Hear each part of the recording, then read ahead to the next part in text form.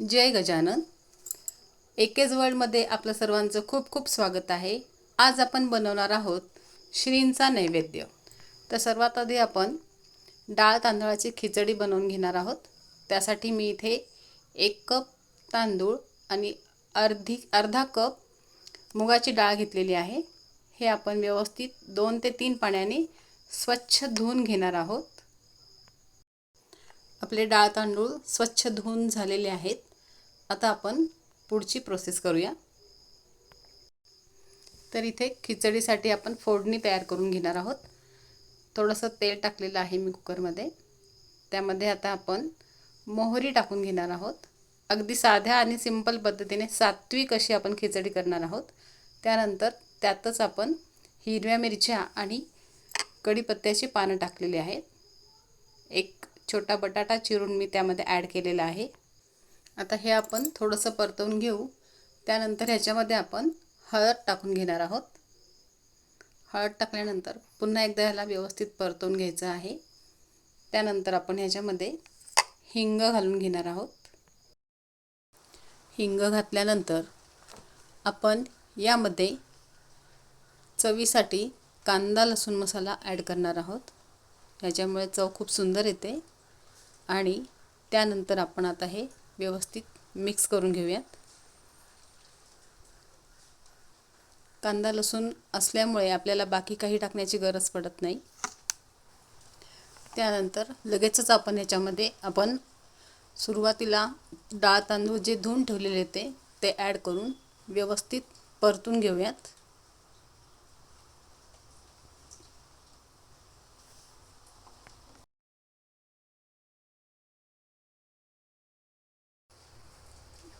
आता यामध्ये आपण कोमट पाणी घालून व्यवस्थित मिक्स करून घ्या. शक्यतो कोमट पाणीच घालावे याच्यामध्ये. कोणत्याही पदार्थामध्ये जेव्हा आपण पाणी कोमट किंवा गरम करून टाकतो तेव्हा त्याचा मसाल्याचा स्वाद जो आहे तो टिकून राहतो. आता यानंतर आपण ह्याच्यामध्ये मीठ ॲड करून घेऊया चवीनुसार. पुन्हा एकदा छानपैकी आपण ह्याला व्यवस्थित मिक्स करून घेऊयात.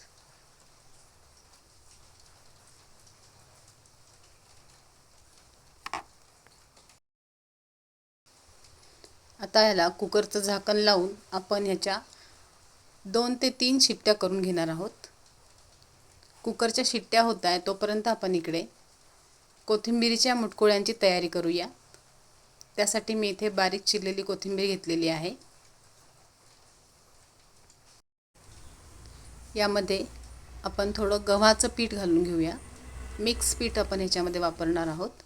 त्यानंतर थोडंसं ज्वारीचं पीठ आणि त्याच्यामध्ये आपण बाजरीचं पीठही थोडंसं घालणार आहोत.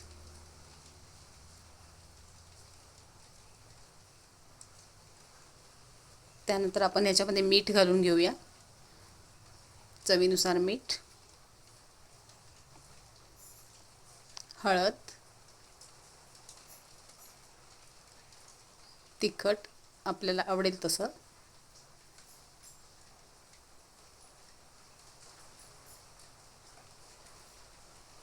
आता ओवा थोडासा हातावर क्रश करून टाकूया की ज्यामुळे त्याची टेस्ट छान लागेल, सुगंधही छान येतो. थोडासा हिंग घालून घेऊया याच्यामध्ये. आणि आता थोडंसं तेल आपण याच्यामध्ये घालून घेणार आहोत की ज्यामुळे ते आतून खुसखुशीत होतात. खाताना त्याचा कडकपणा किंवा कोरडेपणा जाणवत नाही, म्हणून आपण इथे तेल ॲड करून घेणार आहोत. आता हे व्यवस्थित मिक्स करून घेऊ आणि गरजेनुसार त्याच्यामध्ये आपण पाणी घालून घेणार आहोत आणि त्याचा छानपैकी डो तयार करून घेणार आहोत. इथे आपला डो खूप छान तयार झालेला आहे.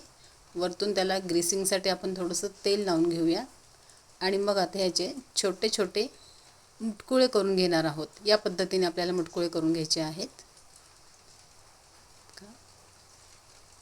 सर्व मुटकुळे आपण याच पद्धतीने करून घेणार आहोत. खूप जाडही नाही आणि खूप बारीकही नाही असे मुटकुळे आपण याचे करायचे आहेत. तर हे बघा, इथे आपले सर्व मुटकुळे करून तयार झालेले आहेत. आता कढईमध्ये मोठा चमचा एवढा आपण तेल घालून घेणार आहोत आणि त्यामध्ये आपण केलेले मुटकुळे वाफवण्यासाठी ठेवून द्यायचे आहेत. तर या पद्धतीने व्यवस्थित अरेंज करून मुटकुळे आपण यात ठेवून घेतलेले आहेत आणि आता यावर आपण झाकण ठेवून याला 10 ते 15 मिनटं व्यवस्थित तेलावर वाफवून घेणार आहोत. आता मुटकुळे तर आपण वाफायला ठेवलेले आहेत, तोपर्यंत आपण पुढची तयारी करूया. तर इथे मी आता पिठल्याच्या वड्या करणार आहे. त्यासाठी साधारण 2 कप एवढं मी डाळीचं पीठ घेतलेलं आहे, बेसन घेतलेलं आहे. त्यामध्ये हळद टाकून घेऊ. त्याचबरोबर त्याच्यामध्ये थोडंसं चवीपुरतं मीठ. त्यानंतर आपण यामध्ये भरपूर कोथिंबीर घालून घेऊयात. त्याचबरोबर आता आपण ह्याच्यामध्ये पाणी घालून घेऊया. पाण्याचं प्रमाण मात्र इथे आपण थोडं कमी घेणार आहोत, कारण आपल्याला पिठल्याच्या वड्या करायच्या आहेत. तर आता हे आपण व्यवस्थित मिक्स करून घेऊ. तर आपलं इथे पिठल्याचं बॅटर तयार झालेलं आहे. हे बघा, साधारण या पद्धतीने त्याची कन्सिस्टन्सी असली पाहिजे. आता साईड बाय साईड आपण मुटकुळे जे वाफवायला ठेवले होते ते चेक करून घेऊया. जरा उलटपुलट करून आपण ते व्यवस्थित दोन्ही साईडनी वाफवून घेणार आहोत. छान वाफवले गेले पाहिजे दोन्ही बाजूनी. तर दोन्ही बाजूंनी मुटकुळे व्यवस्थित वाफवले गेले आहेत, कुरकुरीत झाले आहेत छान. आता आपण हे झालेले मुटकुळे एका प्लेटमध्ये काढून घेऊयात. कलर पण खूप सुंदर आलेला आहे. कुरकुरीत खुसखुशीत आपले मुटकुळे तयार आहेत. तुम्ही बघू शकता कलर आणि त्याचा कुरकुरीतपणा. मुटकुळे तर आपले तयार झालेले आहेत. आता आपण पुढची तयारी अर्थातच पिठल्यांच्या वड्याची तयारी करणार आहोत. त्यासाठी कढईमध्ये मी तेल टाकून घेतलेलं आहे. त्यानंतर फोडणीसाठी मोहरी तडतडली की त्यात आपण जिरे टाकून घेणार आहोत थोडेसे. त्याचबरोबर थोडी हळद, हिंग आणि ह्याच्यामध्ये आपण कढीपत्ता आणि मिरचीचे तुकडे घालून घेणार आहोत. अर्थातच आपल्या आवडीनुसार कमी जास्त तिखट जसं लागेल तसं. आणि आता हे व्यवस्थित परतवून घ्यायचं आहे. आणि आपण सुरुवातीला जे पिठल्याचं बॅटर तयार करून ठेवलेलं आहे ते आपण ह्याच्यामध्ये टाकून घेणार आहोत. आणि आता ह्या बॅटरला आपण व्यवस्थित मिक्स करून घेणार आहोत. व्यवस्थित मिक्स करायचं आहे, म्हणजे त्यामध्ये आपण जे काही मटेरियल टाकलेलं आहे, मिरची, मीठ, मसाला, ते सगळं व्यवस्थित मिक्स झालं पाहिजे. तर या पद्धतीने पिठल्याचा छान गोळा तयार झाला पाहिजे. आता आपण झाकून थोडा वेळ त्याला वाफ काढूया. साईड बाय साईड आपण एका खोलगट अशा ताटलीमध्ये तेल टाकून थोडंसं ग्रीसिंग करून घेऊया. सगळीकडे व्यवस्थित तेल लागलं पाहिजे या पद्धतीने. आणि आता तयार झालेलं पिठलं आपण ग्रीस केलेल्या ताटलीमध्ये काढून घेऊयात. आणि व्यवस्थित आपण याला स्पॅच्युल्याच्या सहाय्याने ताटलीमध्ये पसरवून घेऊ. गरम आहे त्यामुळे आपण इथे स्पॅच्युलाचाच उपयोग करणार आहोत. व्यवस्थित पसरवून घ्यायचं आहे थाळीमध्ये.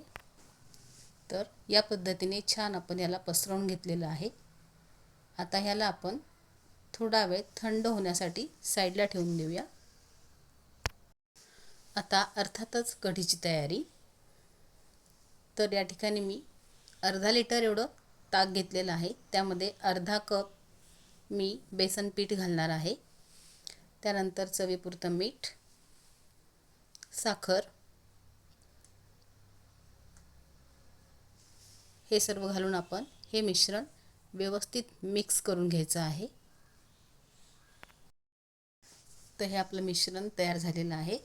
अर्थातच हे आपण आपल्या आवडीप्रमाणे घट्ट किंवा पातळ ठेवू शकता. तर या ठिकाणी याची कन्सिस्टन्सी याप्रमाणे तयार झालेली आहे.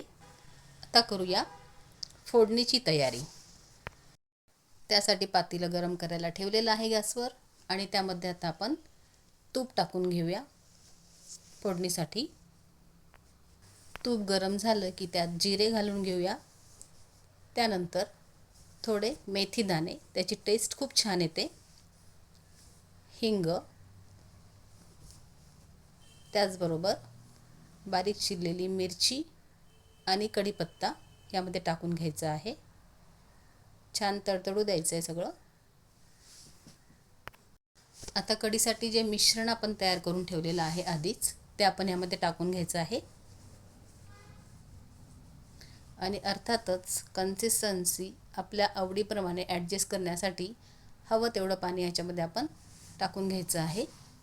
त्यानंतर वरतून आपण भरपूर कोथिंबीर त्यामध्ये घालून घेणार आहोत. आणि आता हे सर्व मिश्रण व्यवस्थित मिक्स करायचं आहे आणि त्याला एक छानशी उकळी काढायची आहे. या पद्धतीने कढीला छान उकळी येऊ द्यायची आहे. आणि बघा इथे कन्सिस्टन्सी एकदम योग्य वाटते. तर या पद्धतीने आपण थोडा वेळ अजून याला गॅसवर राहू देऊयात. आता साईड बाय साईड आपण पिठल्याचं जे मिश्रण थंड करण्यासाठी ठेवलं होतं त्याच्या वड्या कापून घेऊया. आपल्याला हव्या त्या आकारामध्ये आपण वड्या कापून घेऊ. मिश्रण खूप छान थंड झालेलं आहे आणि आता याच्या वड्याही छान पडत आहेत. साधारण मिश्रण थंड झाल्यानंतर वड्या करणं सोपं जातं. काही वड्या आपण काढून बघूयात. हळदीमुळे ह्याचा कलर खूप छान आलेला आहे. तर या पद्धतीने आपण ह्या वड्या काढून घ्यायच्या आहेत.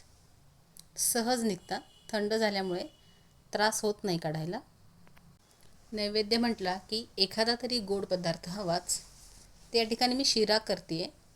त्यासाठी मी रवा, साखर आणि तूप हे सम प्रमाणात इथे घेतलेलं आहे आणि त्यामध्ये टाकण्यासाठी काही काजूचे तुकडे घेतलेले आहेत. त्याचबरोबर इथे मी जेवढा रवा घेतलेला आहे त्याच्या दुप्पट दूध घेतलेलं आहे शिऱ्यामध्ये टाकण्यासाठी. चला तर मग आपण आता शिरा करायला घेऊया.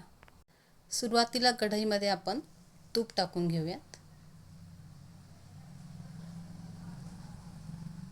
व्यवस्थित सगळं तूप काढून घ्यायचं आहे. त्यानंतर अर्थातच त्यामध्ये आपण रवा घालणार आहोत आणि आता हा रवा व्यवस्थित तुपामध्ये भाजून घ्यायचा आहे. साधारण कलर बदलेपर्यंत आपण याला भाजून घेणार आहोत. कलर अगदी लालसर नाही होऊ द्यायचा आहे. तर व्यवस्थित आपण याला साधारण 5 ते 6 मिनटं मंद गॅसवर भाजून घेणार आहोत. तर या ठिकाणी रवा छान हलका व्हायला लागलेला आहे, छान भाजला गेलेला आहे. तर या स्टेजला आपण इथे 1 चमचाभर गव्हाचं पीठ घालून घेणार आहोत. अगदी खमंग आणि छान टेस्ट येते यामुळे. तर जरूर हा प्रयोग करून बघा. व्यवस्थित परतून घ्यायचं आहे हे पण. आणि जे आपण काजूचे तुकडे घेतलेले होते ते पण आता ह्याच्यामध्ये घालून घेऊया आणि छान व्यवस्थित त्याला आपण परतवून घेऊया पुन्हा एकदा. छान भाजला गेला आहे रवा, कलर पण छान आलेला आहे. आता आपण ह्यामध्ये मोजून घेतलेलं दूध टाकून घेणार आहोत. दूध टाकल्यानंतर पुन्हा याला व्यवस्थित मिक्स करून घ्यायचं आहे. सगळीकडे रवा आणि दूध व्यवस्थित मिक्स झालं पाहिजे. हळूहळू रवा पूर्णपणे दूध ॲब्सॉर्ब करून घेईल आणि त्याला एक छानसा घट्टसरपणा यायला लागतो. आणि आता ह्याच्यावर आपण झाकण ठेवून एक छानशी वाफ काढून घेऊया.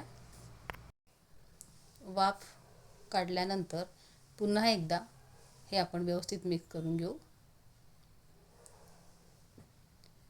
सगळीकडनं व्यवस्थित हलवून घ्यायचं आहे. त्यानंतर आपण ह्याच्यासाठी जी साखर मोजून ठेवलेली होती ती यामध्ये घालून घेऊया. साखर, रवा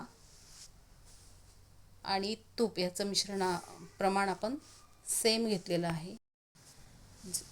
साखर घातल्यानंतर व्यवस्थित मिक्स करून पुन्हा एकदा झाकण ठेवून आपण याला छानशी वाफ काढून घ्यायची आहे.